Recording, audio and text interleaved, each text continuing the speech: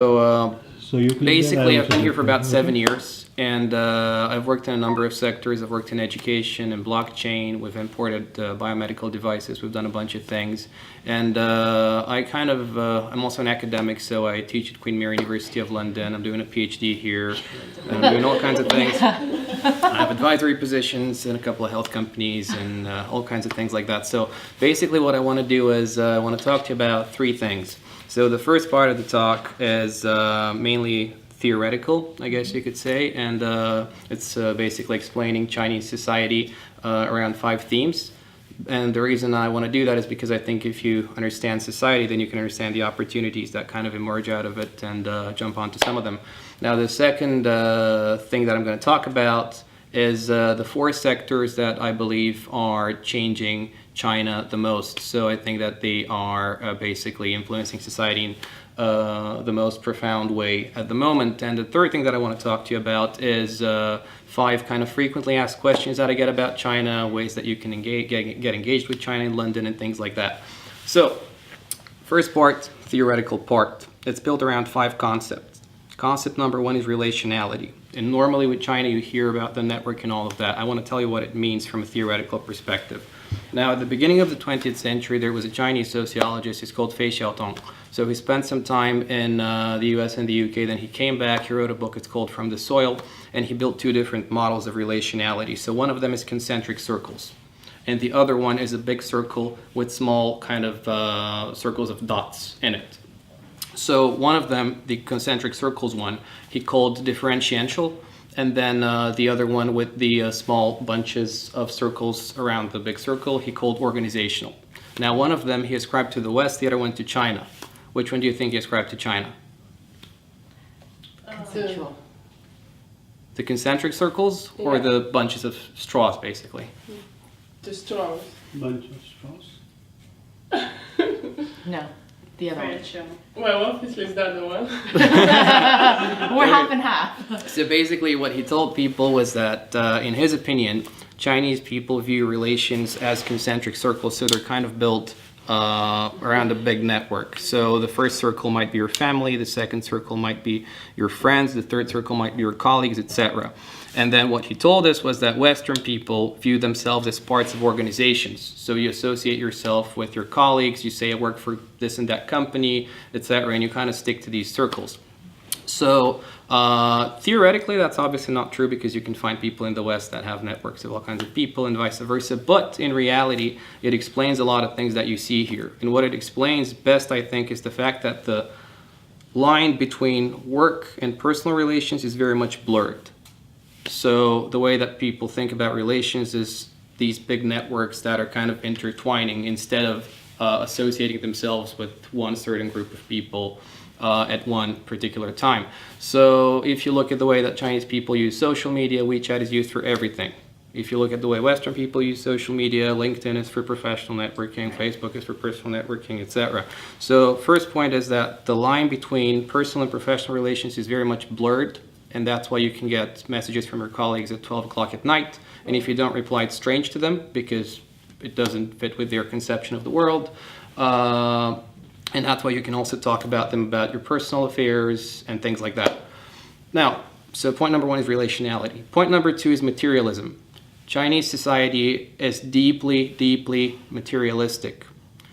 Historically, I think, and some people might argue with me, but I think it's because there has been no profound religion to unite the whole kind of Chinese cultural area. So, yes, you have Buddhism and you have Confucianism, but they never had the extent of influence that Christianity had in the West or that Islam had in the Middle East. So the way that people think about the world is much more in terms of things that they can touch and they can see. So you go and talk to the drivers in Chinese in your car and they ask you how much do you make a month. They look at an object they've never seen, how much does it cost. They perceive the world in terms of money. That's like the ultimate quantifier. Now, how does that come into business? Well, for instance, at the mass level, and I'm not talking about kind of top 1% because that's different, but at the mass level, if you go and do an expo, and we've done that many times, on the left you put this very expensive, nice wine, high quality product. On the right you put cheap chocolates. What sells better? Chocolate. Cheap chocolates. They can touch them, they can eat them, they can get them right away. So quantity tends to trump quality. Why? Because of materialism at the mass level. So if you want to go big in China, it's hard to sell something that's really kind of niche and top quality. Sure, of course, you can get a niche market for that and make some money off of it, but that's not going to get you access to the whole country at large. So point number 2, materialism. Chinese society is deeply materialistic. Point number 3, status. If you want to meet the important people here, the officials, the top CEOs, you need to either have high status or bring somebody who has high status.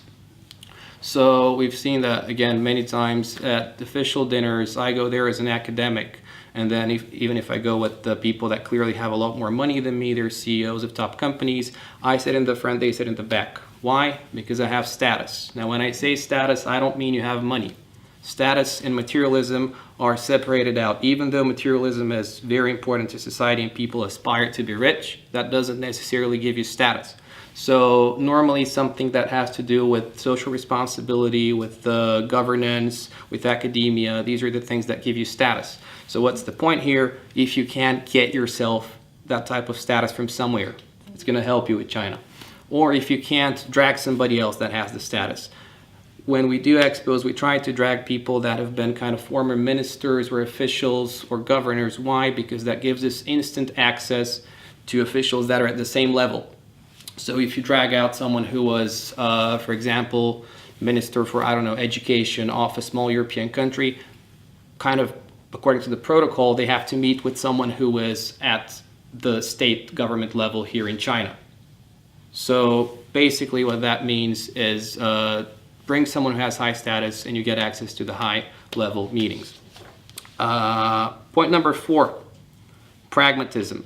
Chinese people are extremely pragmatic in many ways, and they judge others based on the results of what they achieve, not based on the means that they use to get there. To some Westerners that seems shocking because it might look like a lack of values, and in some ways it might be, but it's good for business. Even if you look at the way that they perceive, for instance, countries and branding. You know, German cars, American teachers, whatever it might be. If you're recruiting people, you might have 2 candidates. One of them is an American teacher. The other one is, I don't know, a Polish teacher or something like that. The Polish teacher might be more qualified. They might still get the American one. Why? Because it sells better. It's going to make them more money. It's going to attract more students. They're very pragmatic, and they play along with the market, and that gets them good results in terms of business. So point number 4 is pragmatism. Chinese people are very pragmatic. Point number 5 is about the government. The government does not control everything. And I repeat that. The government does not control everything. It's very far from it. But they tend to steer large-scale trends. So if you look at it logistically, and that's something that if you look at Western media, it's completely misunderstood. They have no capability or capacity whatsoever to control China. The number of policemen in China is one of the lowest in the world per capita. There are only about 10 countries in the world that have less policemen per capita than China. The tax authorities here, they have no way of catching companies that avoid tax. There are millions of companies here every day, I promise you that avoid tax. The way that even if you go abroad, the way that Chinese people operate abroad, they always take cash, they always carry cash. Why? They avoid taxes. And there's nobody who can stop that. Why? Because it's a large-scale entity. They don't have the capacity, they don't have the ability, they can't do it. Okay? There is no Orwellian 1984 society because they don't have the resources, and they're not going to get them. They're even struggling with solving things like kind of trash that's left out in public, and they don't have the resources to collect it, so let alone a large-scale control of things. But the second part of this point is that the government steers large-scale trends, and the largest scale trend that is reshaping China is urbanization. This has changed the entire game over the past 10, 15 years. The way, how do they steer it? Well, for instance, let me give you an example. So, for instance, local governments normally are always slightly underfunded for various reasons.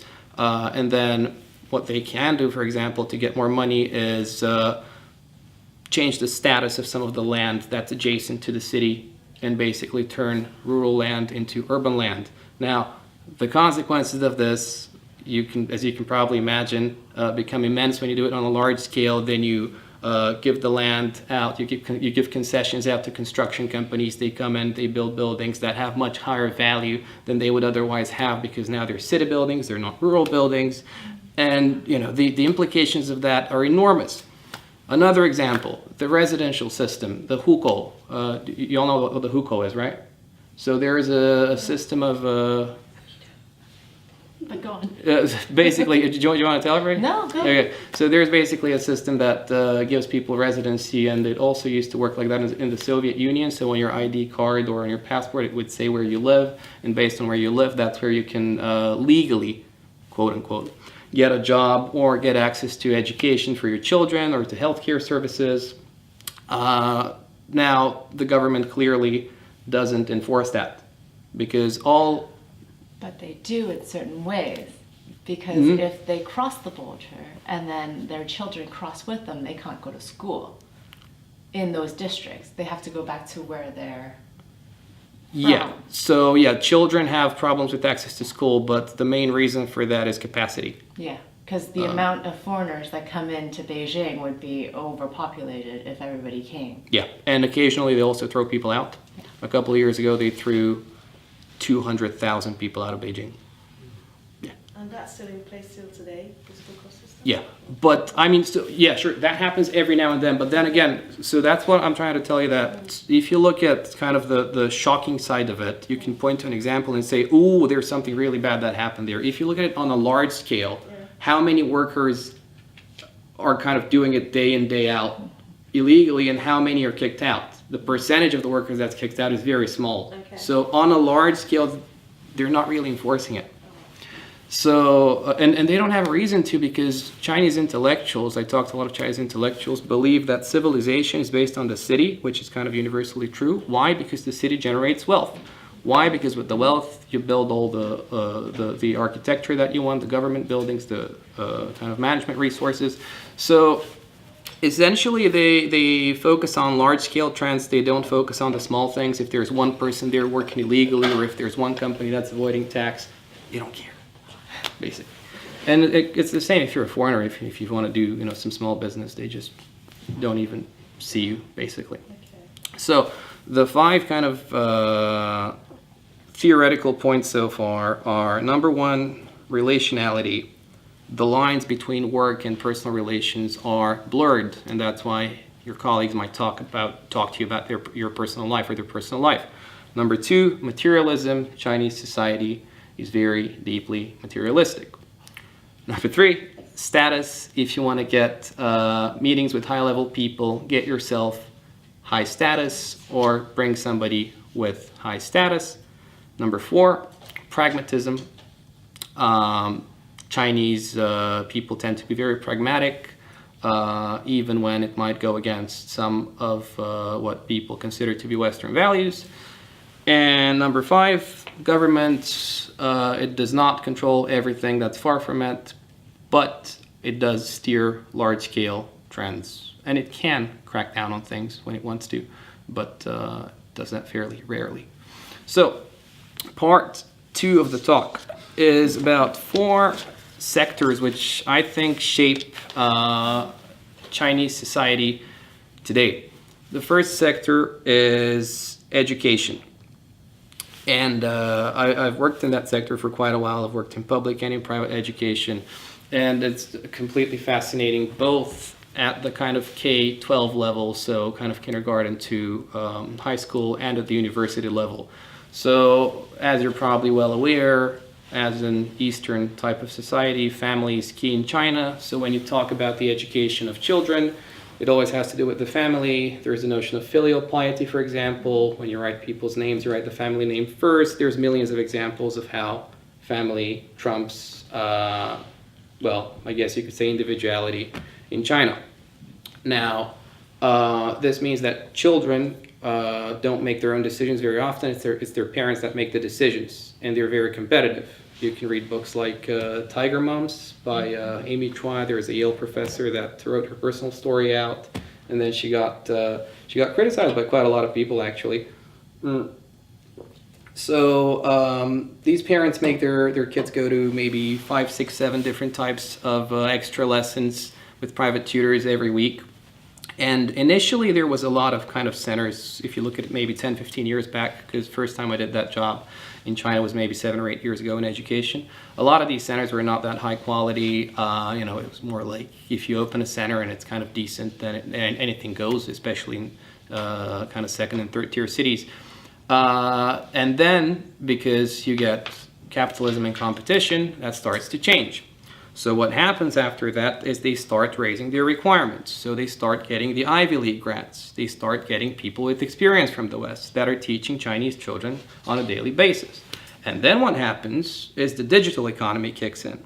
So then you have WeChat, and everybody can talk to their tutor at whatever time is convenient to them.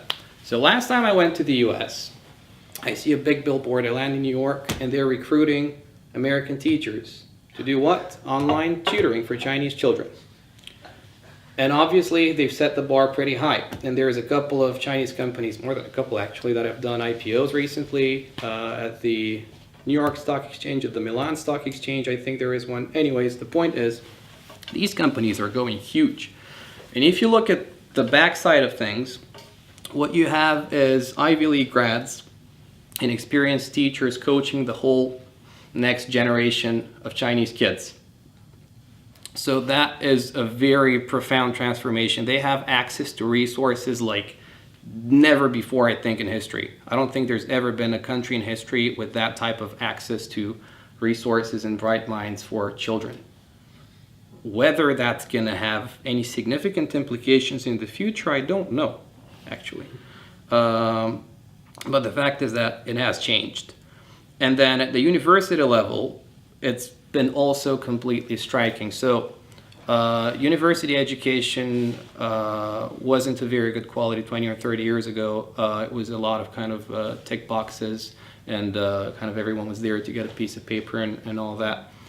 Today, number one, that's changed a lot. If you look at the rankings, Peking University, Tsinghua University are into the top 30 or something like that of the world now. The research output is a lot more valuable. They're actually doing experiments and all of that. And I've seen some of their labs at Tsinghua, and it's like, well, you know, I didn't know it existed even in China.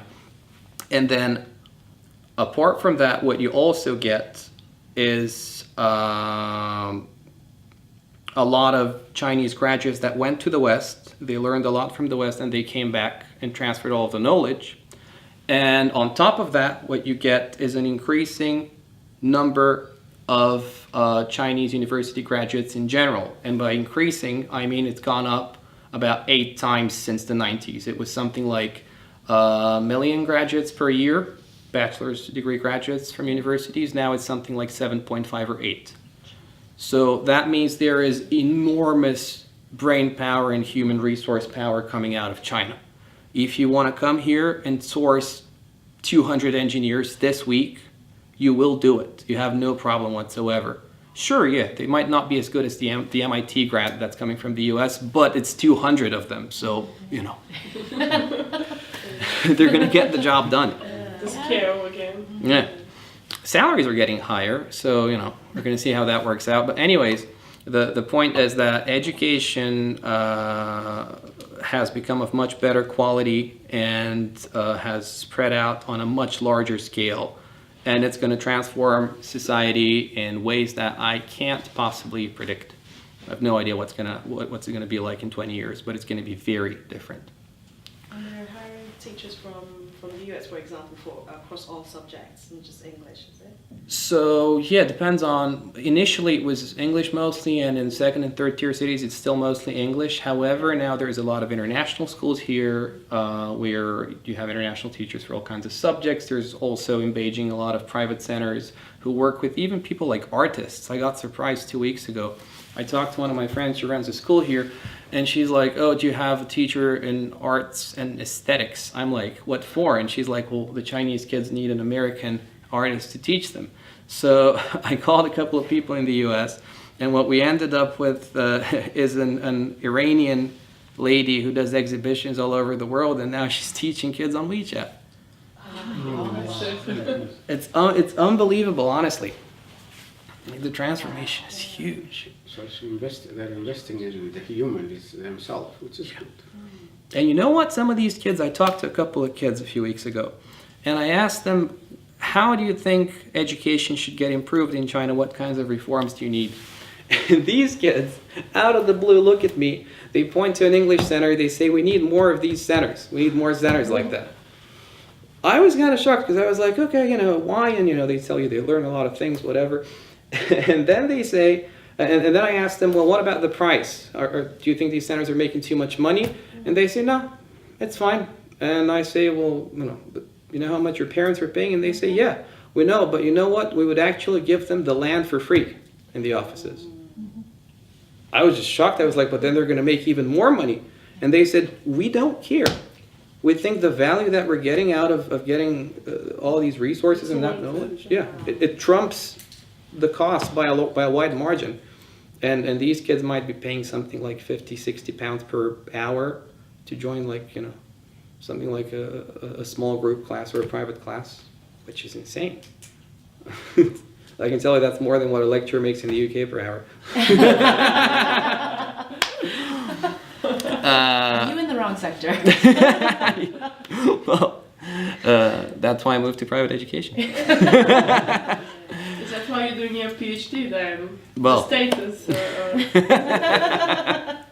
There you go. So yeah, education is transforming China. Now, sector number 2, healthcare. One for you. Now, healthcare here is working alongside capitalism in very weird ways. A lot of the hospitals here are understaffed and there's too much demand for medical services. Why? Well, it's not just because there's a lot of people, meaning a lot of sick people as well, but also because you have an aging population. So all of the people who are parents now had their children during the one-child policy period. So that means when they grow older, it's always one kid taking care of 2 parents. Clearly, there's no comprehensive social security system because for 1 billion people, that would be nuts, basically. So what's going on in healthcare? For example, in Beijing, and I've seen kind of rather unpleasant things unfolding. You need to get, for example, a ticket to go in the queue to see a doctor. There are people selling tickets illegally outside the door at 10 times the price. There are, and it's not just that, there are 2 types of tickets to start with, regular and, well, I guess you could call it VIP or whatever, which is more expensive, and you just jump the queue. And that's official. That's the way the hospitals work in Chinese socialism in 2018. We've learned that they've introduced an online system to avoid that type of ticket or like a black market, but so it is not working then. Well, okay, it has been changing, and the online system did some good things, but given the scale of it, Doesn't make a difference. Also, well, I mean, it makes a difference for some people, but it just can't fix the entire the way that the healthcare system is structured. And also, obviously, the best doctors work in private hospitals, which charge a lot of money. They buy better devices, etc.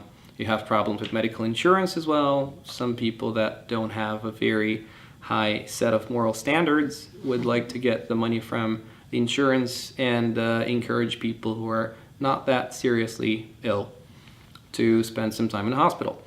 So that happens as well. Now, I'm not saying that it works everywhere like that. Obviously, if you go and you pay the money in most places, you're going to get decent service. But as you can imagine, most of the population can't afford to dish out, $30,000, $40,000 US dollars or something like that for treatment in a hospital. There was a foreigner who fell off a bridge a couple of months ago, and he needed to go through about a month of kind of some surgery and rehab and whatever. The medical bill was about $40,000. So, and the most shocking thing was that the hospital didn't want to take him in before they had some sort of guarantee they would get the money. Well, true story. Was he even conscious? Yeah, Okay. but It's the- still the they did the initial part. They did like the life-saving surgery initially. Oh, okay. But but then he had spine problems, so that meant that if you just ditch him, then he's going to be gone in a couple of days. So what happened was his embassy from his country, and I don't want to mention any personal details, obviously, but the embassy from his country gave a written guarantee that they're going to get the money.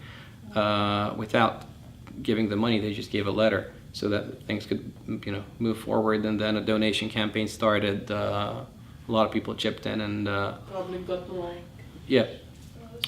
But anyways, things get sorted out. Don't get me wrong. I'm not saying it's some kind of absolute hell. I'm saying it's going to be one of the sectors that is going to reform and change. How? I don't know. But people are unhappy. And it's going to change. And I predict that's going to be in the next 5 years at most.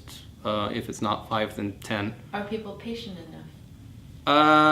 Well, they find their ways because you have your relationality and you have your network. So, you can talk to people who know someone in the hospital, or, if you're associated with some kind of a government job, then you have access to certain hospitals at sometimes, there are ways around it, but it's something that is going to pile up eventually, and it's going to change.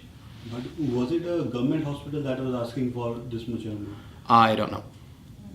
Because usually what happens in every country, the government hospitals is very economical and. But here's the problem. Every hospital in mainland China or in Hong Kong or Macau, you pay. You go and you pay. It's not covered by the government. Okay. So if you go to the private sector, it's even more expensive, Okay. but for different sets of doctors. So let's say A class, B class, C class, your choice. Which city you go to and where you get your care. Okay. May I ask you then about the education part, because it seems like the healthcare is struggling, Yeah. and then they obviously don't have enough money for healthcare. But on the other hand, you're saying that the family is actually paying more and more for education, and it's definitely not cheap. $50 per hour. That seems a lot. So, is it again the rich society that educates their children, or is there any way of fairness? So how?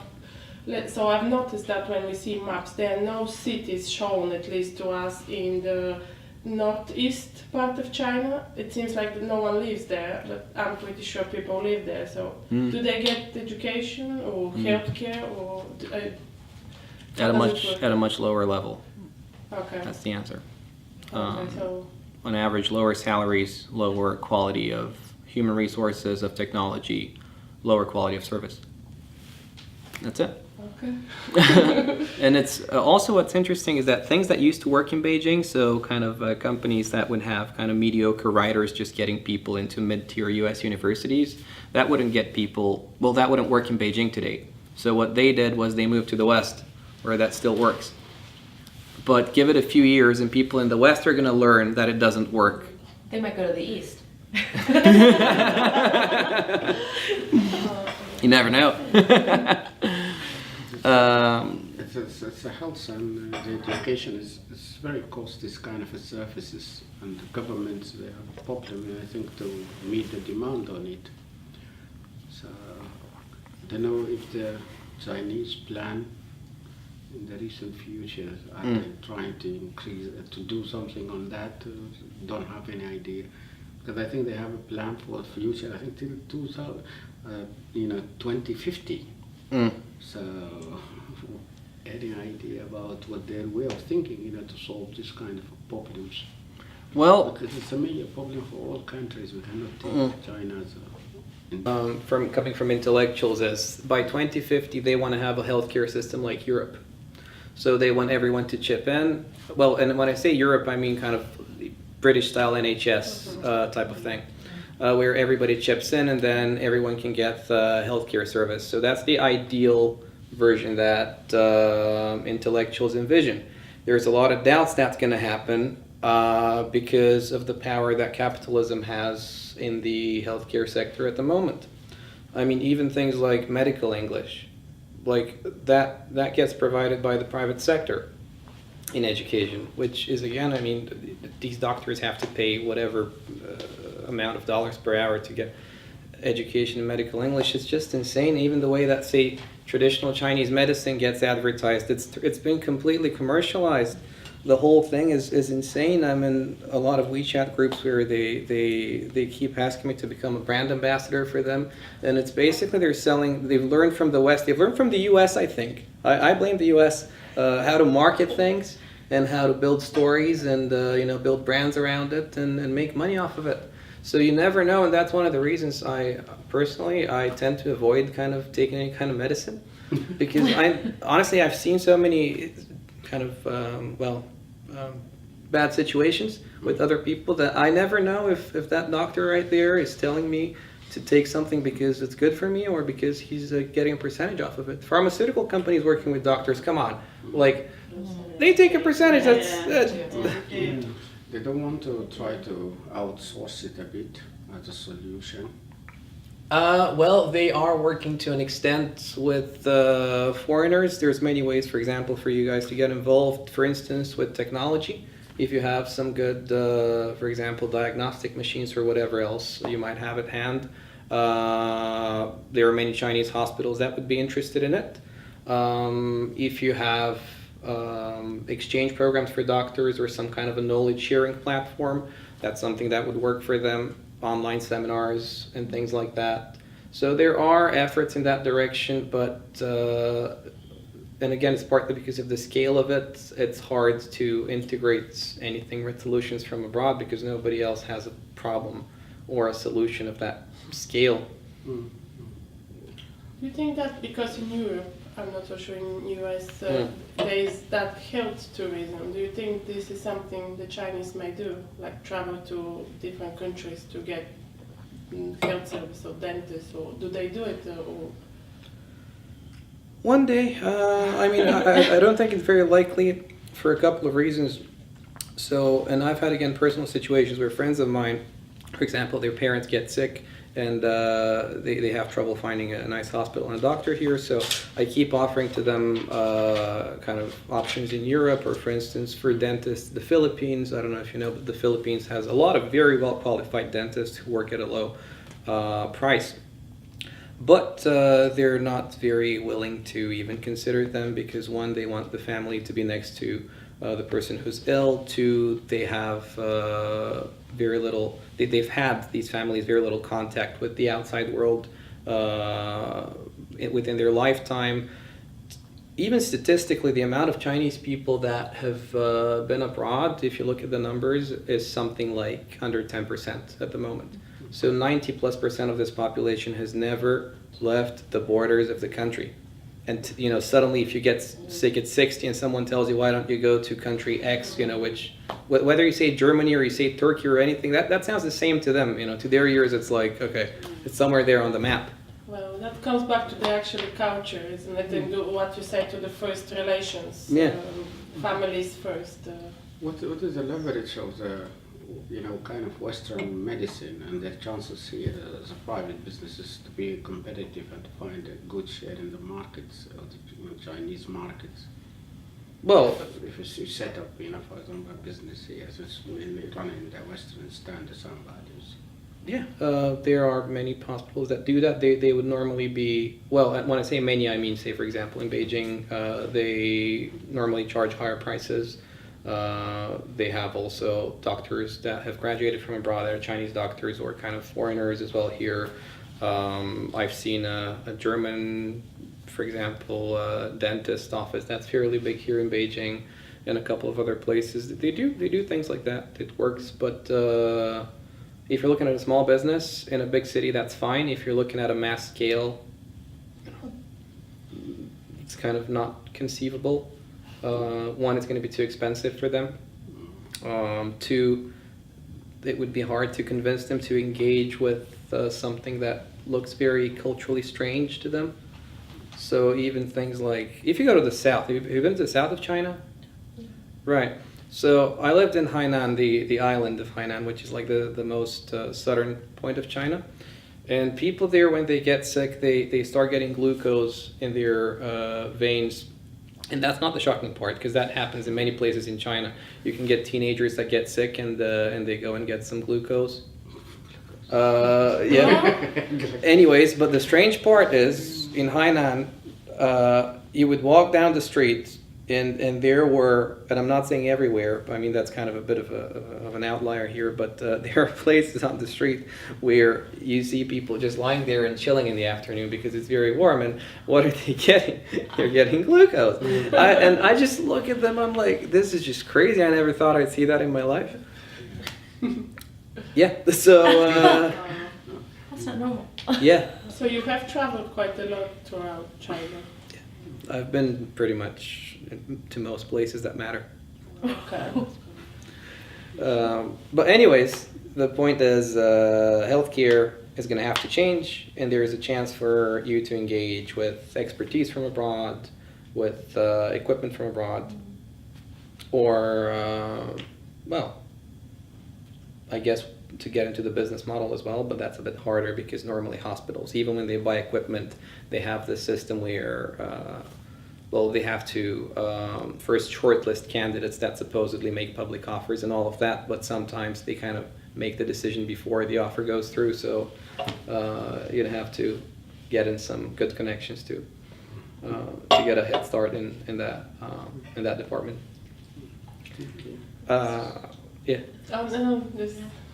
So how was your experience in organizational culture over, like from your country and from here? What is the main difference or significance you find in the organizational culture? I don't look at it that way. So I was born in Bulgaria. I grew up in well, the US, the UK, Russia, France. To me, it's pretty much all of it is kind of different. I even separate the American and European culture. I think they're fundamentally different in many ways. I don't buy the whole kind of, oh, this is one Christian culture type of narrative. So personally, I kind of look at it differently on a case-by-case basis.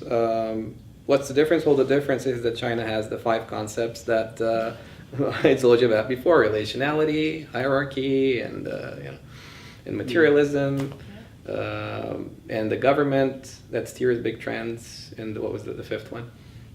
Yeah. Anyways, that's it. More or After less. healthcare, was there So, something else on your list? Healthcare, number 3, property. Property, in my opinion, is here to stay. Now, you hear a lot of kind of scary narratives that it's a big bubble, it's gonna burst. I'm not saying it's not a bubble. I mean, there's a lot of speculation, and people just play around with the market more or less on a daily basis. But I don't think it can change profoundly, number one, because of Chinese culture. So when you put materialism and family together, what you get is property. Something material for the family. So how do you get rid of that? It's impossible. And also on top of that, traditionally China has been an agricultural society and an inward-looking society. Why didn't the Chinese go and colonize the rest of the world? Well, primarily because they had an agricultural basis here and they were satisfied with their lives. In general, it's usually agricultural societies that tend to stay in the same place and never move. So property is here to stay in the long term. Now, having said that, I'm suspecting that they might stomp down a bit on people who are speculating on the market, because it's messing things up a lot for kind of people that just want to buy an apartment and live in it. I don't think they can do it. I don't think they can get rid of them completely, because it's impossible. But I think in the future there might be some regulations against speculation. And also, I think Chinese people are going to be continuously interested in buying property abroad as well, for various reasons, investment purposes, buying it for their children who go there to live. Well, I guess buying like an exit route for themselves, potentially, one day out of China. tax residency purposes, you can be a tax resident in Europe. You can buy a property in many places. You can't do that in Canada anymore. Yeah. You Good to know. Yeah, no, you can't do that. Like, if you actually do, you actually have to be there. If not, you have to pay a ton of taxes. Interesting. Because they made the market skyrocket. Huh. And they can't do that anymore. I should ask my Chinese friends what they're doing with their property in Canada. Well, but there you go. So, property here to stay. Sector number 4, the internet. The internet has changed, well, obviously things all around the world, but I think in China it has changed things more profoundly. One of the reasons, well, 2 of the reasons I think are, number one, that it's a more new phenomenon compared to the time that it's been around in the West. So in the West, we've had people playing around with Macs and PCs since, maybe the 80s or something like that, on a fairly large scale. Here, that happened much later. Even the workers that are coming in from rural areas into the city sometimes have to go through kind of basic computer training and things like that. So number one, it's a newer phenomenon. Number 2, it came here at the time when mobile phones and smartphones were a lot more developed. So that meant from day one, your grandma could click and, purchase something online. More or less, I mean, not literally, but it took a whole different dimension. And also the third reason, which is fundamental and it's as well cultural, is that Chinese people believe that the best type of products to buy are things that are convenient and easy to use, easy to buy, fast to deliver. And obviously the market has responded. You get same-day delivery on all kinds of items. And that has suited profoundly the taste of Chinese consumers, for better or worse. So the 4 things that the 4 sectors that I think are transforming the economy fundamentally are education, where quality has improved tremendously, healthcare, which I think will inevitably change, and there might be an opportunity for you to ride that wave if you sense where the change is moving. Number 3, property, which is here to stay, and it's not going anywhere regardless of what the pundits tell you on the media. And number 4 is the internet, which is still kind of one of the big hype waves in China. So, part 3. Just, Yeah, go ahead. Regarding the internet, you just say it, and what we realize here in China, people, they like in their culture, okay, to kind of haggling the prices. They will never accept the first prices. So how is the internet really affect this kind of a culture and the acceptance of the fixed price? So how the Chinese go through that one? That's changed. Basically, that's my answer. So I'm a big fan of tech. I'm a tech geek. I tend to buy all kinds of fancy equipment, like that mic right there. And even if when I don't buy it, I go and look at stuff all the time. I read the reviews. I watch the phone reviews online all the time. So when I first moved to China in 2012, all of the tech markets, you had the fake headphones, with the, I don't know, Deets with a D or something like that. And everybody would haggle the price. And right now, first of all, the government has shut some of these markets down. In Beijing, probably the biggest tech market is in Zhongguancun, which is in the north west part of Beijing, next to the metro station that's called Zhongguancun. And if you go there right now, the prices that you get are basically the same ones that you would get in the official store. They're maybe, 5%, even less, 3-4% lower, but they're basically the same. And you can't bargain with them because they just tell you, well, that's how much I get it for, so I can't go anywhere. Now, if you want to get something fake and go to, the middle of nowhere, you can haggle and get a bargain on, a shirt or something, but And it lasts a day. yeah, basically. So there you go. So it has changed that part of the culture as well, which is fascinating. I thought it would never change, but it surprised me as well. Anything else that you guys are thinking? Not on that topic, but we had some questions. If Well, you, he has part three. Yeah, part I three. finished part three. yeah, and I then- was going to say that when you finish. Okay, I want to tell about part three as well because I think it's much more practical. So it's kind of the most frequently asked questions I get about China. Number one is manners and kind of the whole meet and greet culture. So in London, I spent quite some time in London as well. I went to university there, and you get a lot of courses that I consider a little bit of a sham, really. So they tell you about Chinese culture, and they talk to you about all of these very, very traditional things that are not really true anymore. About, I don't know, things like, bowing slightly, or just doing stupid things, really.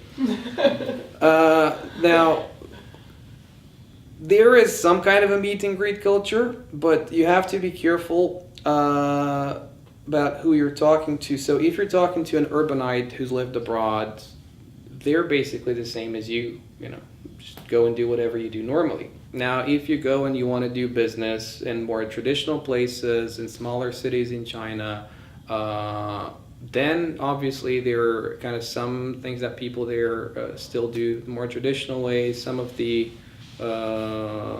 ones that I see most frequently off the top of my head are one, taking a business card with two hands, not with one hand. And what they also do is they kind of read it when they get it.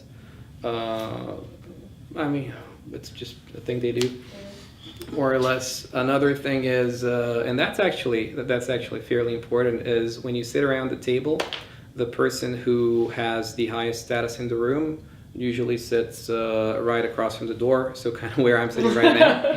Well, you do have the kind of status at the moment. So yeah, you get that as well. You get you get the alcohol drinking culture, where you tend to toast all the time for various purposes. I would get a lot of people who would spend half of the night walking around the table and just toasting people one by one, or kind of a couple together or something like that. So there are things like that which people there still do. But having said that, first of all, you're a foreigner, so you're kind of excused when you walk in. They obviously see that you're not Chinese, and they're going to tell you about them. So it's not something that you should go and do a course in London about. I don't think so, at least. So we should come to China and learn this stuff. Yeah, I mean, if you go once, you do it once, then you're going to learn all of it, basically. I think. So yeah, that's something that people ask me about a lot. Number two is what can I kind of do with China? How can I engage with China? Basically, in any way that you could engage with another country. You can find customers there. You can look for investors from China. They usually don't tend to look at foreign projects that much. Number one, because they don't understand English, a lot of the investors, so they can't even review the projects.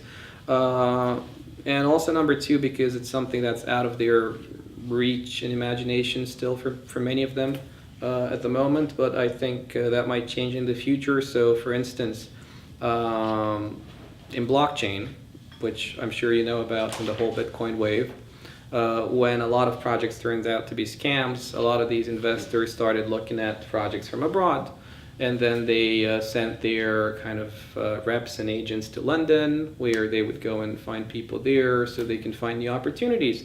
So these investors are eventually gonna learn more about how to evaluate foreign projects, but they still have trouble with things like due diligence. They don't have due diligence in many places here. It's more like my friend recommended it to me.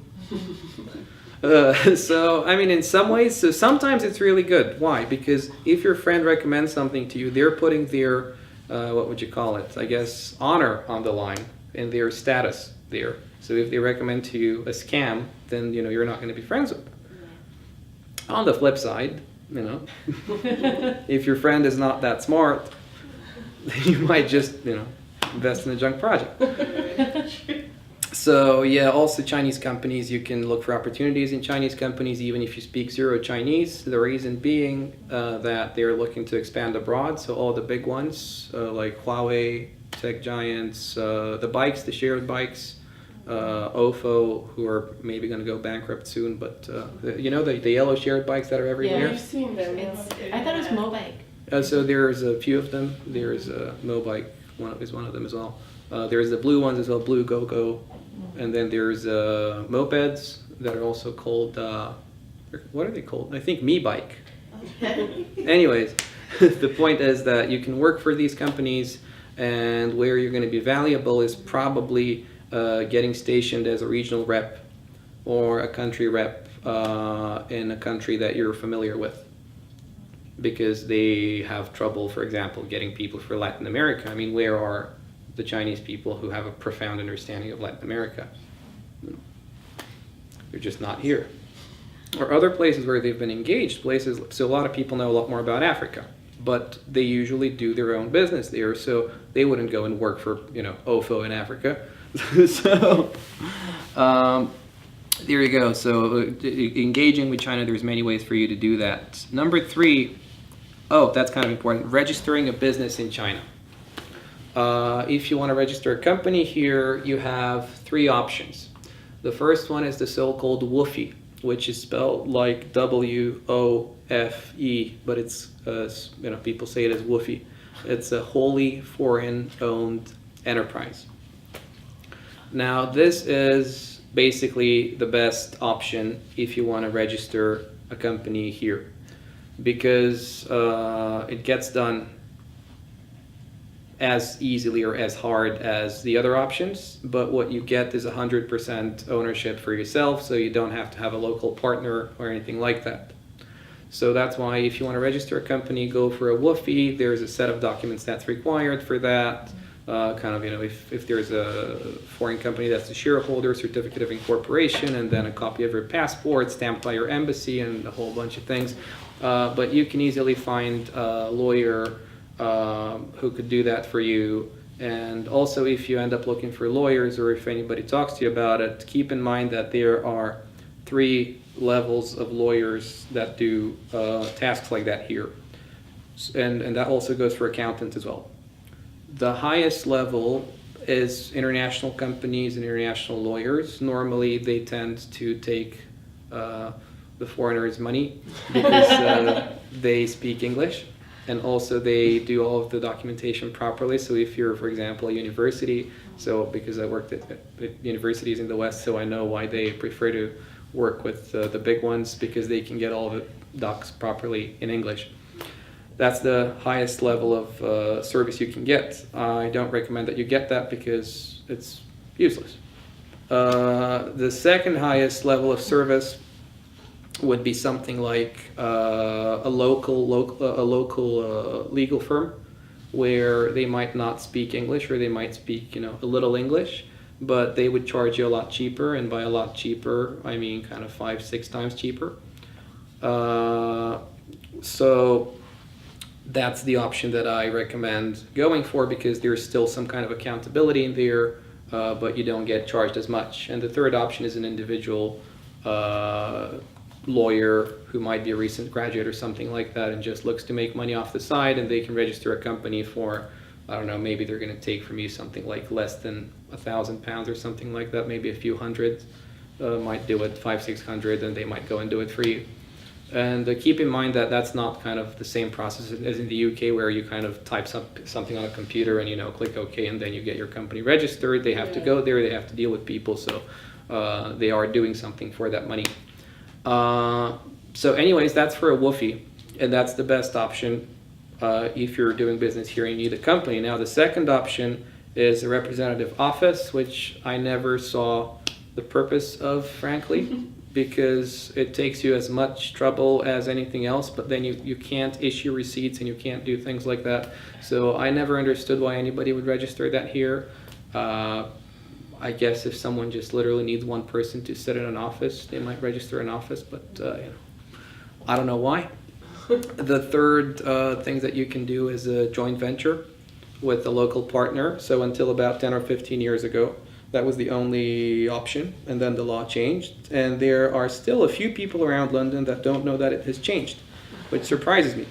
Or a lot of, it's just kind of one of these urban myths that floats around. If you do business in China, you need a local partner. No, you don't. You can register, yeah. A woofie. So that's another option. I mean, sometimes it might be good because you might genuinely need a local partner. The problem is that from what I've seen, there are usually conflicts down the line. Why? Because the local partner tends to be A, pragmatic, and B, materialistic. And the Westerner wants to grow the business or do something else or look for an exit, and the Chinese counterpart is not interested. So if you're registering a business, go for a woofie. There is no capital requirement for that. That's kind of important because some people just don't understand this, and they might tell you there is. Technically, you need to list your capital, but you can put any number you want.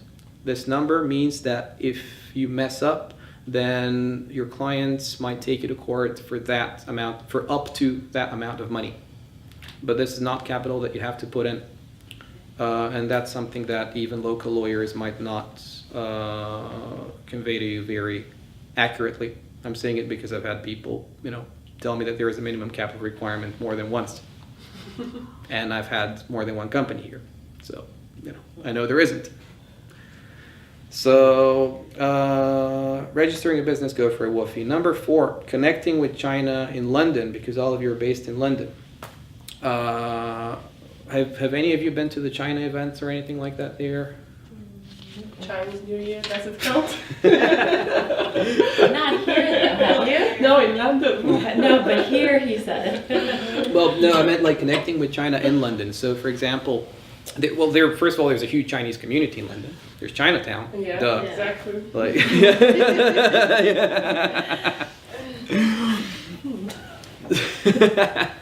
So, what you can find in London is all of the business clubs. One of them is called East Meets West. It's run by a lady called Eve Lee. And she's been running it for about 15 or 20 years or something like that. I wonder where she gets funding, but she does fairly decent events, so go and check it out if you have the time. Number 2, which is a bit more of a high-end engagement, is the China Investors Club. It's literally called China Investors Club. And it's run by William Franklin, who is one of the greatest guys that I know in London. He's very much switched on. He's been dealing with China for quite a while. He's definitely someone who I would recommend talking to if you end up meeting him. Very, very good guy. Another way of connecting with China in London is government organizations who I find to be slightly less efficient, like the China-Britain Business Council. However, having said that, they can do good stuff as well, potentially. So you have the government option, you have kind of the private clubs, you obviously have a lot of Chinese people who are resources for you to connect to China. For the first 2 options, do we still need to follow the status subject? I mean, can we approach these people without knowing someone that knows them? Go on Eventbrite, register for an event, say hello. They're, Thank you. they're Western people.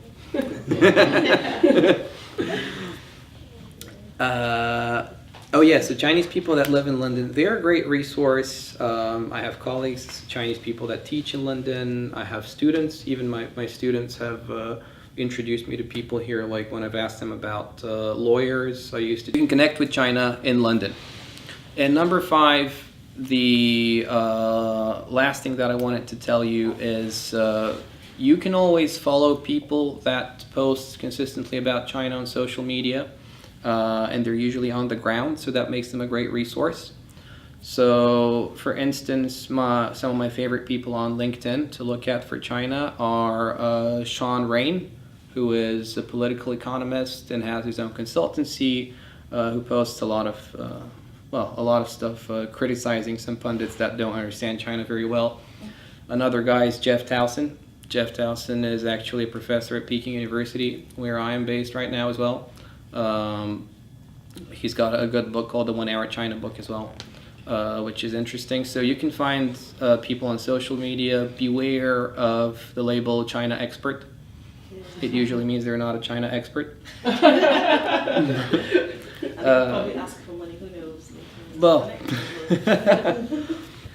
oh yeah, on the startup scene here, there's also people that have built fairly big networks. There's a guy called Jan Schmekel, which don't ask me to spell it right now. But Jan is with a J.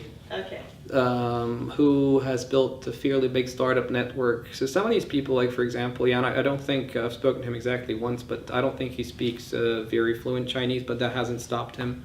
So, if you keep kind of grinding, I guess, you're gonna get somewhere still. There's also old China hands. There's people that are Western, but they've spent the majority of their lives living here. One of them is called Kaiser Kuo. He used to have a rock band here in the 90s, has here about that long. And after that, I think he went on to be head of communications for Baidu. But he's done a lot of things here. I mean, if you spend 20, 30 years here, then you do everything pretty much. So these people, I think, are probably the best source of insights on China, because they bust a lot of the myths and because they're on the ground. And then obviously there's China-specific websites. So if you want to understand Chinese society, there is a very cool website called What's on Weibo. Weibo is the equivalent What's on Weibo, and then Wei is like Weibo. Weibo is the equivalent of Twitter, more or less, here in China. And then it's a website which basically reports what Chinese netizens post on there, and then analyzes it very well, actually, I think. So it's run by a lady called Manya, who's a sinologist. I think she started a PhD in Chinese studies at some point. At least that's what her bio says online. But I've never spoken to her personally. And also there's the Asian actual magazines and publications like Caixin, which is CAIXIN, which is kind of a financial website / magazine for China and Asia in general as well. So yeah, you can follow people and you can get information on China off of these things online as well. So that's pretty much everything that I had to tell you. So if you have anything that you're wondering about or you want to discuss, or So can I ask especially for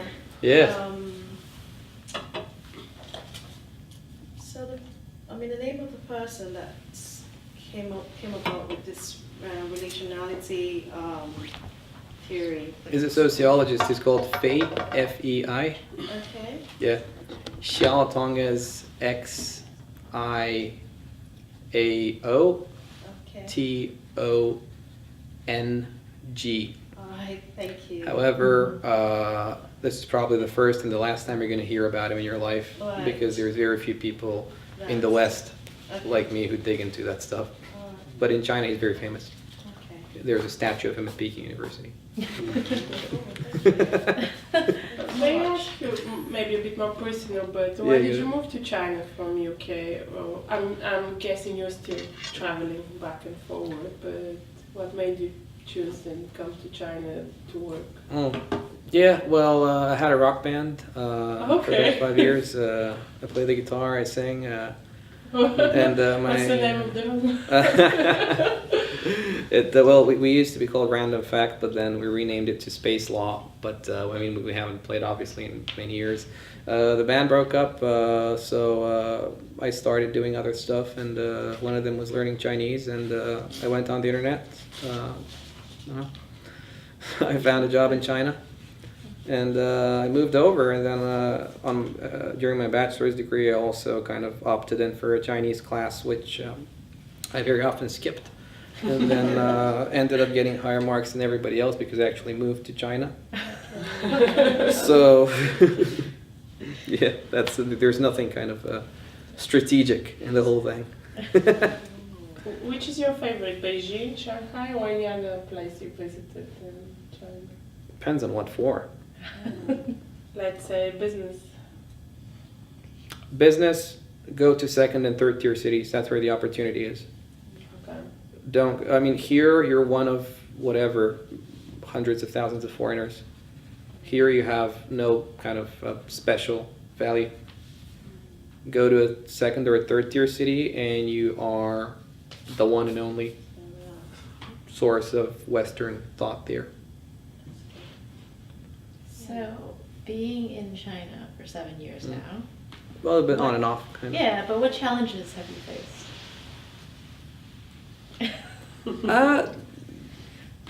I don't look at it that way. I don't see it as like something. What adventures have you had then? Oh, what adventures! Wow. What is something memorable? Yeah, because if you don't see it as challenges, then they could be adventures. They could be Or is it every day you are faced with extra something new? Yeah. I guess you get offered a lot of stuff, and it just comes out of the blue. Most of it has come from the fact that I speak Chinese, so that puts me in a very interesting position. For example, I was consulting a holding structure which used to deal with natural resources, and they wanted to invest in blockchain. So they needed someone who understands blockchain and who can communicate with the rest of the world and who could move to Qingdao. So nobody wanted to move to Qingdao, and I kind of opted in for that. And then why no one wanted to move? Because if you're a foreigner here, normally, and if you're, especially people that have some kind of expertise, are usually in their 30s. They might be married, or they might not speak good Chinese, so they want to stick to an international community in Shanghai. And then when I say Qingdao, it was not exactly Qingdao; it was outside of the city. So there's a lot of factors. Remote, yeah. So I just moved in, and then within a couple of weeks, I was in the managerial board of a holding with 17 companies out of the blue. So, it just happens. Business-wise, in terms of kind of personally, if you just roll with it, there's all kind of things that you see. So a lot of the time I travel on my own just because of my schedule. It doesn't work out well with other people usually. So when I went to Hainan, for instance, so Hainan, the island, it's split into kind of the east and the west. The two biggest places are Haikou in the north, which is the capital of the whole province, and then Sanya in the south, which is where people go on holiday. And then apart from these two places, the rest of the island pretty much nobody knows about. And then one of the, so the eastern part is where people might go. The western part is where everybody tells you don't go there. Like, I've had a policeman tell me don't go there. I was like, what, why? You went, didn't you? Yeah. And I went on a motorbike on top of that. So I rock up there. 2 days later, I meet these people who just start showing me everything. They showed me their kind of local traditions, and they took me to, I guess, what I would call some sort of a Chinese-style church, although church would be a very inaccurate word because it wasn't Christian, obviously.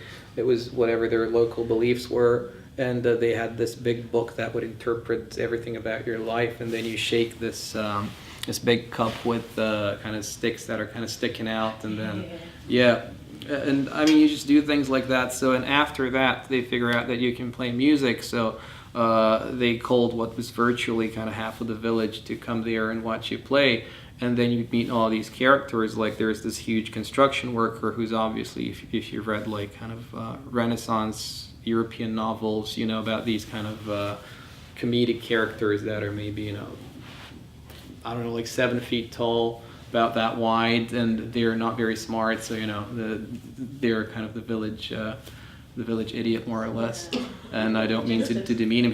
He was a very fun guy. And then he comes and he says, "Oh, foreigner, you know how funky." And then he comes and he tries to squeeze you, and he's almost going to kill you, but he doesn't realize it.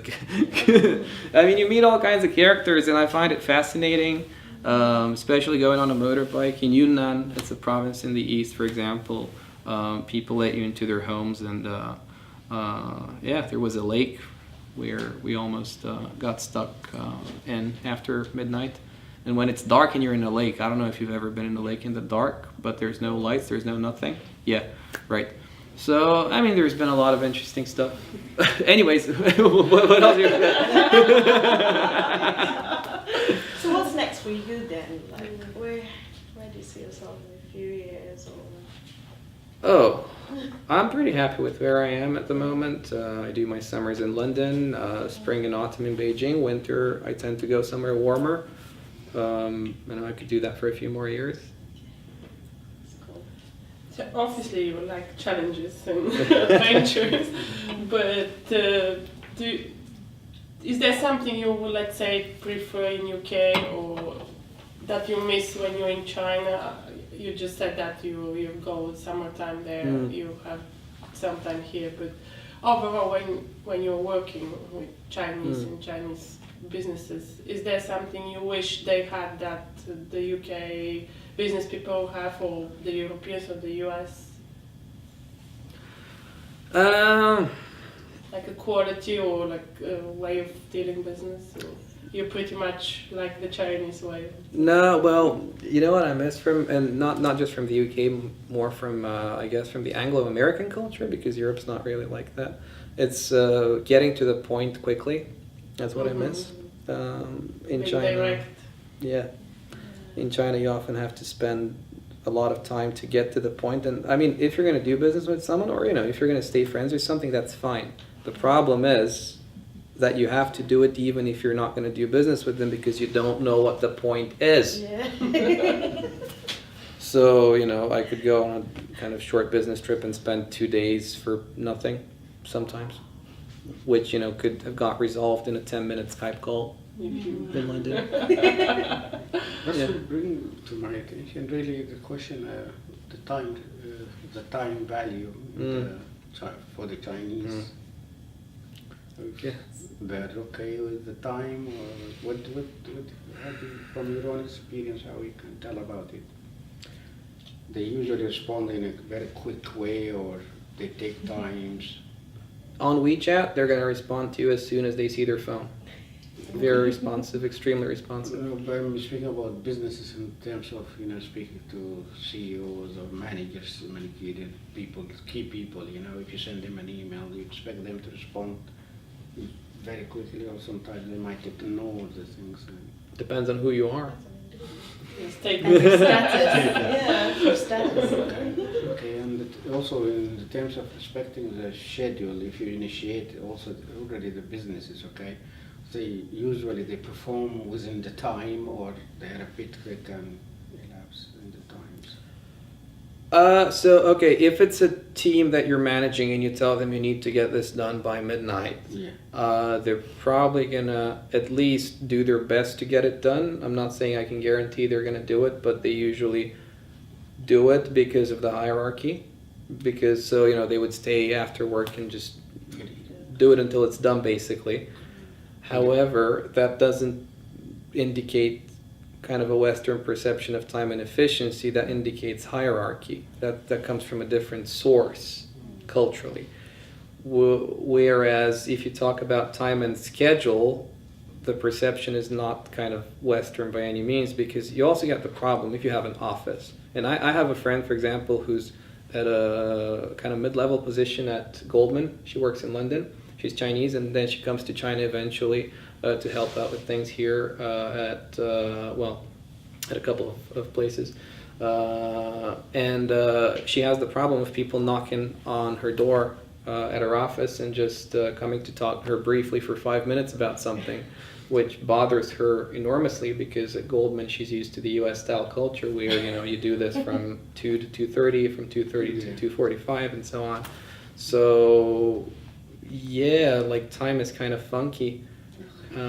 If it's an order coming from above, then it's not a matter of time, it's a matter of completing it because of the position that you're in. You must do it. Whereas if it's personal schedules, then it's more a matter of if you're Chinese and the person coming in is Chinese, the person is more important than time. If there's somebody physically there, you know, the piece of paper that's your schedule means a lot less than the physical presence of a person coming to talk to you. This is what it, I'm sorry, that lead me, okay, to the question is this the family values and the times is more important than the business? If it contradict in the family, because it looks like for me it's a very collectivistic community. So it's, you know, the family issues and values and social commitment, does it in a way or the other affecting your work? Well, yeah, they do. I mean, what you get is a lot of people that work late hours and don't spend as much time at home, and when they get home, they might be tired and, you know, have a meal and go to bed. You know, that kind of just happens to a lot of families. But the other question is, if you're someone who's materialistic and kind of very calculated in terms of money, then isn't the money something that's for the family? So you can flip it. And in their minds, I think, I mean, I'm an outsider, so I can only guess what's in their mind, but I think that in my mind, in many cases, this is something that you do for the family. May I ask you, so you've been roughly 7 years in and out, but have you noticed, or how has it changed from, like, the foreigners you see, let's say 7 years ago, were there more foreigners or more different people coming to China than now, the people you're dealing with, like, business-wise? Do you still see mainly Chinese, or has that changed to different people from all over the world now, or has it changed at all? Well, there's more foreigners than before. I mean, that's a trend that's going to keep moving up indefinitely. Is there a particular nation that you see it's more present, or No, no, all of them. they're just variety? Yeah. So you deal with people all over the world, basically. Yeah. I mean, my value usually comes in because I can deal with the Chinese side. So that's what I do more or less. I don't deal that much with the international side. Okay. I have done it, for example, in the Qingdao example that I mentioned to you, but yeah, I mean, more foreigners are coming here, and that's going to keep going. It's kind of like, I think of it as like the U.S. maybe, you know, in the early 30s or 20s or something like that, where obviously money talks, and then there's lots of opportunity and things move fast. So it's inevitable for foreigners to come here and look for an opportunity. The Chinese dream. It's been a American dream, now it's a Chinese dream, yeah. So It does sound like it. You are right, because from personal point of view, my perception of China was completely different to what we've seen and to the people we talk to. And I think we are, for all of us, really. yeah, it's impressive. So we've met with people from JD. We have never heard of JD before. We have JD Sports in UK. So from not knowing about them to actually realize that how advanced they are in delivering, and not just that, in all sorts of services, it was amazing. So do you have some sort of experience similar to what when you came and you didn't expect that actually to be true, or you pretty much were prepared in advance of what to expect? I had no idea where I was going or what I was doing when I came here whatsoever. And when I came here, just to give you an idea of how things have changed. When I came here, there was no WeChat. The most popular thing on the rise was QQ, which is a social media platform that was, so the first job I did here was just teaching high school students, and all of my high school students were getting it. And within kind of the first few months that I was here, QQ went up and went down, out of the blue. and that was kind of maybe one of the first times when you actually realized that all of these kids, and then the adults as well, because everybody started getting it, were going to get online. And that was going to get scary. It was going to get mad when it happens. So since then, everything was cash. Like, come on. Yeah. Now it's cashless. So. Yeah. And that's just within a few years. It's mad. It is. Were you accepted when you first got here? I mean, even though everybody would look at you strange because you're a foreigner and be like, oh wow, look at that. Were you accepted socially? I mean, yeah. I would say yeah. I mean, I don't know whether I could actually judge that accurately at the time because I didn't know very much about China. So it was more kind of a go with the flow type of thing. But everything I remember from my first day, I was in Yangzhou. Yangzhou is a city of 2 million people in Jiangsu. So I wasn't in Beijing or Shanghai. Everything that I remember was that people were very friendly to me. They didn't. So the other thing was I used to go around on a bike all over all around the villages in the area, and the people who hadn't had much contact with a foreigner, they didn't know how to perceive you differently because they perceive you differently for about 10 seconds, and then they just go like, okay, it's a person. Do you want to eat? Because I'm eating. I'm eating this. Do you want some of this? I have nothing else. So it was more or less this type of experience for me, at least. Sounds amazing. And during their festivals, how do you feel like more engaged with the culture and their festivals? Your festivals have turned into a time for travel. Yeah. That's it, more or less, in my opinion. I think that this is... we hear 2 weeks of going to home, 2 weeks to come back in a way. I mean, it's so crowded that takes time.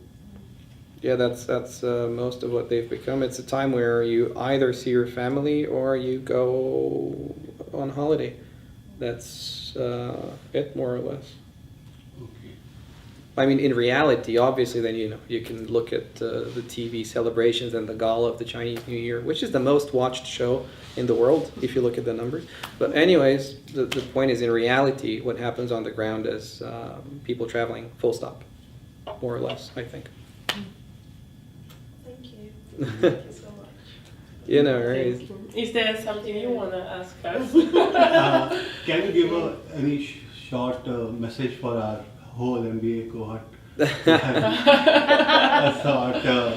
Well, yeah, why not? If we come to China. Well, yeah, thanks very much for coming here and enjoy your time in China, and I hope you're going to get engaged with it. And let's keep in touch. Yeah. Thank you. Thank Thank you. you so much. Thank you. So we have heard about China, but how is the Chinese look to the world? Oof, how do they look at the world? So that is being the reverse No, side that's his. completely. With great curiosity, I would say. And I'm talking about the young generation. The old generation, the old generation is going to retire in a few years. But the young generation, I find it fascinating that every time, so even when they go to study abroad or something, they're not really there to study, most of them. They're just there to look at stuff. Yeah, Literally. I know. I know. Wait, so are your parents Chinese? From Hong Kong. Okay. Yeah. Right. So my parents are from Hong Kong. We've been in Canada for as long as I know. Uh-huh. Probably about 39 years or so. Okay. In Canada. Right. And they moved because of 97. It was going back. So I speak Cantonese. Like born and raised very traditional Chinese. Okay. But different from how mainland China is. We just have different, it's similar but different. I don't know how to explain it. Traditions are similar, but yet variations of it. So, but yeah. Do you go back every now and then to Hong Kong? Or? Yeah, so the last time I was there, I reckon it was like 2011 or 2012. Uh-huh. And then, not since. But like the time before that was only like 2 years or 3 years. So it used to be like every 2-3 years I'd go back. Right. And then it just stopped because grandma's health didn't get so good. Oh. Because I'd bring her back. Yeah. Just so that she could see family and stuff like that. And then I've actually been more than my mother. Like my mother only went once. And the first time was like when I was 8. Right. And then from when I was 8 till like the last time I brought her, like that huge gap, she's never been. Huh. So, and then, yeah, my father's only gone once when I was 8 too, and then hasn't gone back. But he can't now. He just passed away. But like there was that huge gap that my parents never went because it was such a long plane ride. And they're like, it's dreadful, I'm not going. I was like, seriously? You should. And they're like, no. Huh. What do you think of it, of Hong Kong? I mean, how do you feel when you go there? Do you find it like something? Do you feel like it's something familiar, or do you feel like it's something that's a bit weird or normal, or? I don't think that there's anything different. Like I mean, it's a part of home. Like I mean, I never got brought up there, but I know culturally, like this is where I'm from. This is how I'm brought up. Like. I eat the food every day. I mean, there's nothing different.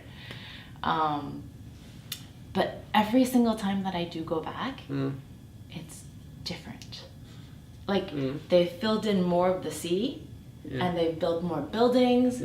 They've knocked things down. They've built more, and you're just like, okay, what else has changed? And then you go around the corner, and you're like, oh, okay, that's new. And then, oh no, that's new too. Okay. And then it's like, there's no space. It's so packed. Like, this is nothing. For traffic, like, you know when we got in the subway and everything and like, Squeezed. packed like sardines. And then it's just like, you don't get any personal space. Like at all, not even in the lifts. It's ridiculous. Have you been to Hong Kong? Yeah, quite a few times. I was going to ask, is it new territories that's expanding, or is it like the all of it? Okay. All of it, like where my grandma used to be was like considered like rural outskirts. Okay. Now it's like Central of the city. it's like yeah, no, there's Sun Guy, no, there's nothing wrong with it anymore. Right. Do you guys know how Hong Kong is like structured, or have you been, or? I haven't been. Right. So there's like 3 kind of areas or parts, or whatever you would call them. Do you want to explain? Because you're No, probably no. be better. Yeah. No, you're doing great. So job. basically, you have the river, and then there's one part that's on one side of the river, and then one on the other, and then there's like a new district that's like behind them. So it's I guess. Hong Kong, Kowloon, Yeah. and New Territories. Yeah. So if you live in Hong Kong and you want to go to Kowloon, you got to go by ferry, Mm. or you can go by a taxi, which is way more expensive, or you can take the metro. But it all takes a very long time. Mm. He was stuck in traffic for an hour, and that was like normal. So like if you go from one to another, like and try to hop, it takes quite a while. But it's all so developed, like there's no tomorrow. It's insane. Absolutely insane. But the food's amazing. So where are you going to travel next then? after I am China? off tomorrow to an expo in the morning. I can't even tell you where it is. I think it's like Shuzhou or something. What kind of Where's experience? China? Yeah, food expo. But the Stop. working capacity or?